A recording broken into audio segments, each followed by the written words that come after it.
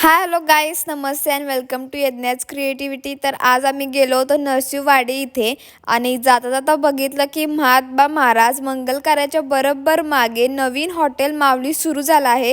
मग ठरवलं की जाताना जेवणाचा बेत आणि ताव इथंच मारून जायचा. आत गेल्या गेल्या विठ्ठल आणि रुक्माईचं दर्शन घेतलं आणि इथं काय, या मावशी एकदम गरम भाकरी करत होत्या. हे वाडीतलं एकमेव असं हॉटेल आहे ज्या हॉटेलमध्ये व्हेज सोबत भाकरी आणि चपाती दोन्ही सर्व केली जाते. हॉटेलची स्पेशालिटी आहे भाकरी, वांग आणि इथला व्हेज रस्सा. व्हेज रस्सा तर एक नंबर आहे.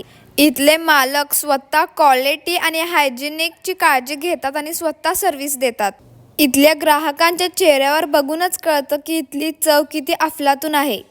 चला तर आता जाणून घेऊया ग्राहकांना इथली चव कशी वाटली. कुरुंदवाडला जर आला, नरसिंहवाडीच्या शेजारी हॉटेल माऊली एक नंबर जेवण आहे. आपल्या गावरान पद्धतीचे जेवण आहे.